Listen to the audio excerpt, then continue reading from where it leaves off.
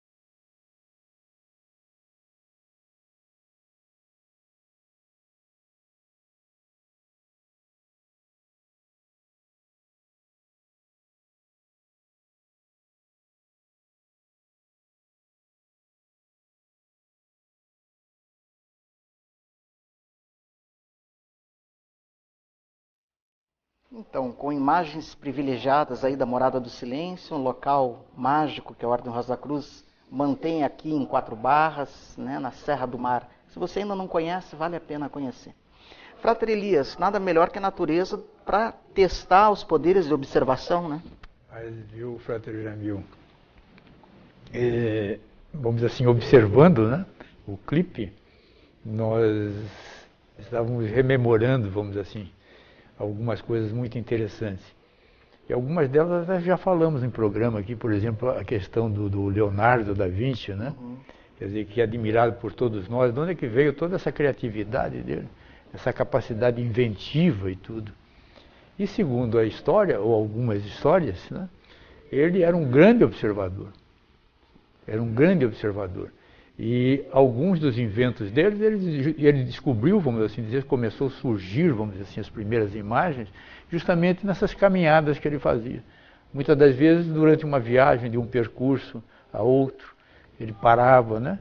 Às vezes na frente de um regato, como nós vimos aí, de um córregozinho, como nós falamos aqui, né? Para admirar o percurso da água, o movimento que ela fazia. Em alguns momentos ela diminuía a velocidade, outros aumentavam. Né? E nós tivemos a oportunidade de nessa cachoeirinha, vamos dizer aí, que no vídeo representou uma cachoeira enorme até, né? Mas na verdade é uma modesta cachoeira, né? Mas que com a sua força, vamos assim dizer, ela dá essa impressão, né, de realmente uma coisa pujante. E a água tem essa força, vamos assim dizer. Diria até, vamos dizer assim, esse privilégio, vamos assim dizer, de realmente apresentar uma imagem de força, não é? É aquilo que nós falamos num programa, a questão da reverência, né? A reverência deve ser a nossa primeira atitude diante da natureza e diante de muitas outras situações. E essa é uma delas, né? Agora, a coisa mais interessante é que mesmo quem filmou, não é?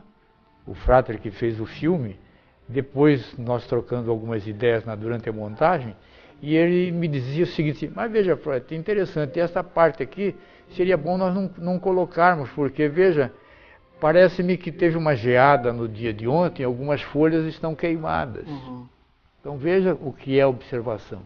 E que em algum momento, vamos dizer assim, não estava nos preocupando isso, para ele uma observação.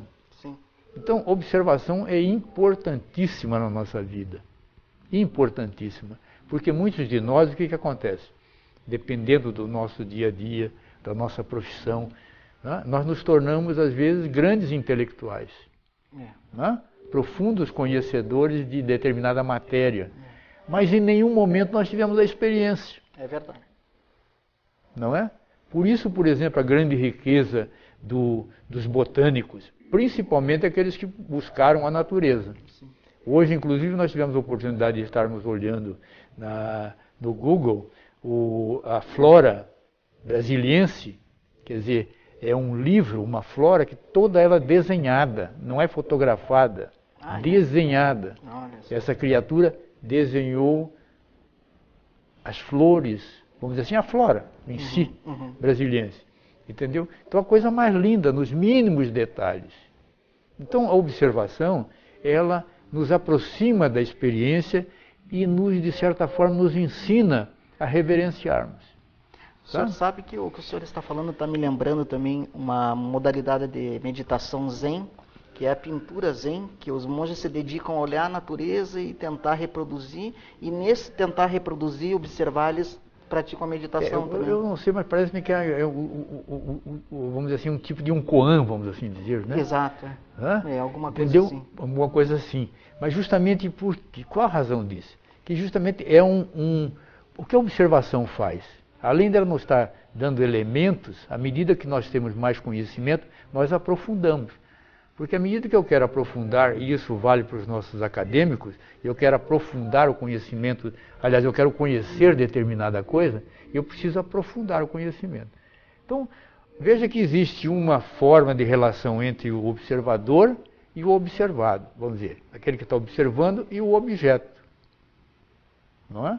Sim. Agora, o que faz? Às vezes, vamos dizer, se eu coloco um copo na minha frente, eu simplesmente dou um olhar nele, bom, para mim é um copo, eu já tenho a imagem do copo, é um copo. Mas será que é simplesmente isso? Já tivemos dando uma pincelada num programa.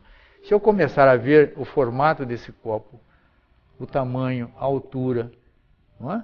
Se começar a querer colocar ele em uma determinada dimensão, ele está cheio, está vazio, não é? Quantos mililitros, vamos dizer, cabem naquele copo? Existe um universo ali dentro. Existe todo um universo. Ele é constituído do vidro. Aí você começa, e o vidro vem da onde? Será que todos nós sabemos de onde vem o vidro? Que é um processo da areia, não é? Com a areia você faz um processo todo, vamos dizer assim, químico, e ele se transforma em vidro. E pode se transformar em vidro de determinados teores. Vidros de resistência tal que uma bala não passa pelo vidro. É verdade. Entendeu? Mas nós não temos esse conhecimento. E o que acontece? Eu acho que isso não é importante, mas é porque isso me produz um crescimento. E a observação tem uma coisa muito interessante, que à medida que aí entra a meditação, principalmente Zen, eu vou entrar numa fase de absorção. Então, o objeto, entre eu e o objeto, essa relação passa a ser uma só. Eu e o objeto nos transformamos numa coisa só. Existe uma fusão, uma comunhão. Há uma fusão, uma absorção, vamos assim dizer. E eu absorvo esse objeto. Ele passa a fazer parte de mim.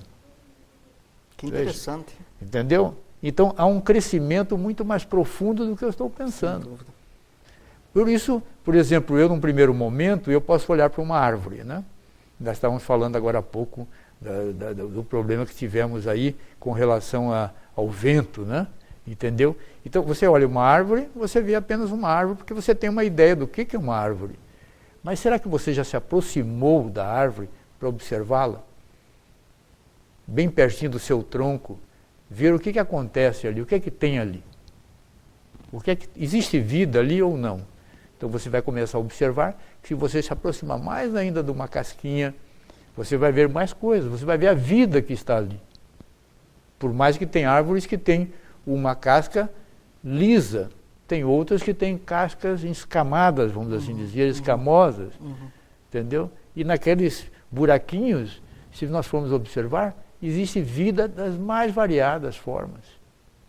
Mas nós olhamos para uma árvore e vemos só a árvore. Entende o que é? Aí se você entrar nessa árvore, o que constitui essa árvore? Né? Tem os galhos, os ramos. Às vezes nós não temos nem ideia do que é um ramo. Formato das folhas. Né? Um biólogo, um botânico, ele tem perfeitamente. Então ele sabe que tem folhas lanceoladas, folhas isso, folhas aquilo. Entendeu? Mas nós não temos. Nós olhamos a árvore e vemos a árvore.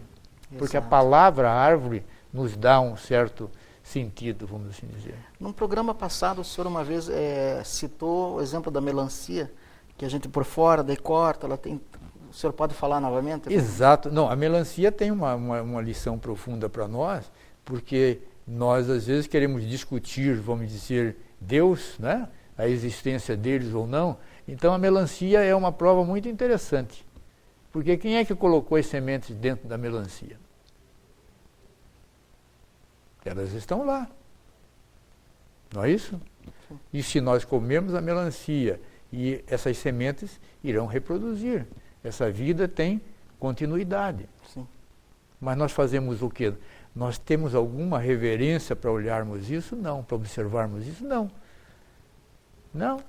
Para nós é uma coisa automática, né? É uma coisa automática. Para nós, melancia é melancia. Você olhou, pode ser desse tamanho, mas existe melancia japonesa, existe melancia chinesa, tailandesa, existe melancia isso, melancia aquilo. É assim? Verde por fora, vermelho, todas as gradações gradações, e cores, às vezes por dentro. Já estão produzindo melancia, agora que vem a mão, vamos dizer, sem semente. Olha só. Então veja que aquilo que nós estávamos dizendo da semente, já uma melancia sem semente. Como já temos a uva sem semente. Mas elas são reproduzidas de uma outra forma. Então veja que coisa, quanta informação você passa a ter a partir do momento que você passa a ser realmente um observador. Não é? E isso é importante. Sem dúvida. Importante para tudo. Agora, se nós entrarmos no campo da meditação, então isso se aprofunda mais ainda. Como nós tivemos no clipe. Então, flores de vários tipos. Né? A coisa mais interessante, acho que já falamos isso aqui num programa, determinadas formas, elas se apresentam permanentemente nas flores. Não é? Como, por exemplo, a forma piramidal, ela se apresenta em vários momentos, em vários segmentos. Mas nós desconhecemos isso. Entendeu? As cores, como é que a cor ela é implantada numa flor? Alguém pode dizer assim, não, mas o alemãozinho que planta outra lá, ele faz alguma coisa que é ele que muda a cor. Por incrível que pareça, isso pode ser feito hoje ou não? Pode. Mas nós desconhecemos isso hoje. Então não veja quanta coisa você vai adquirindo a partir do quê? Da observação. Agora na meditação, o importante é essa questão de que do relacionamento, ou da relação que você passa a ter com o objeto, entre o observador e o observado. Não é? Então você pode dizer assim, bom, mas eu posso fazer uma meditação sem música, sem nada, sem estar concentrado em nenhum objeto, né? Mas você vai estar concentrado em algo. Sim.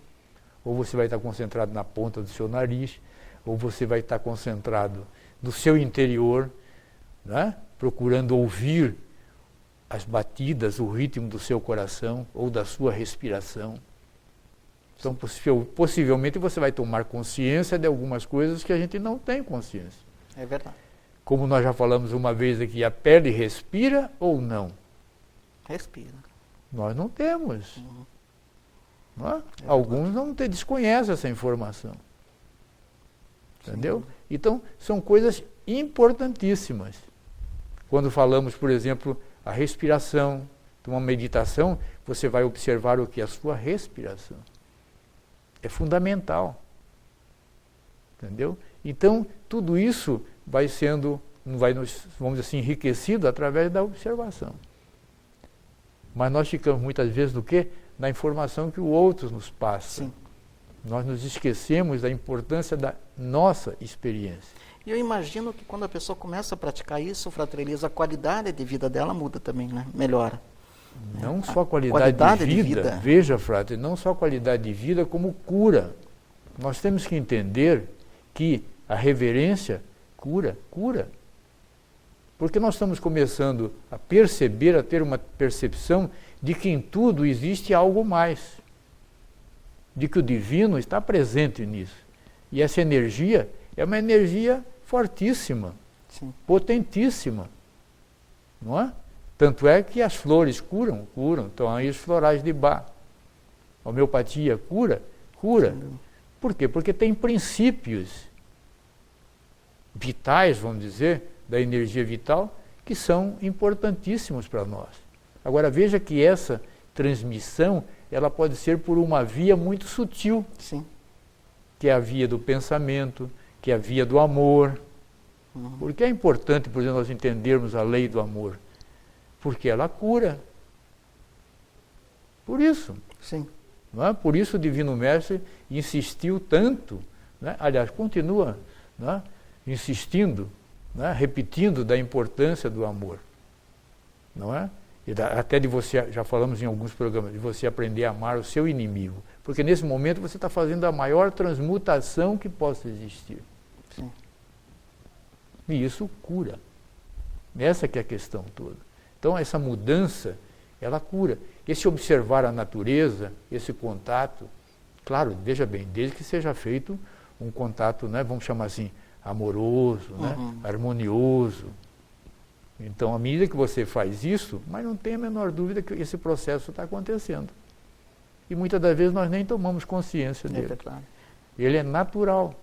Natural. Tem até pessoas que têm o privilégio de morar numa casa que tem um bosque, um jardim, e não dão atenção, né? É uma coisa mecânica, passam todo dia, às vezes até arrancam. Mas como nós falamos, essas imagens que apresentamos são imagens lá da Morada do Silêncio. Então a Morada do Silêncio para nós é um santuário.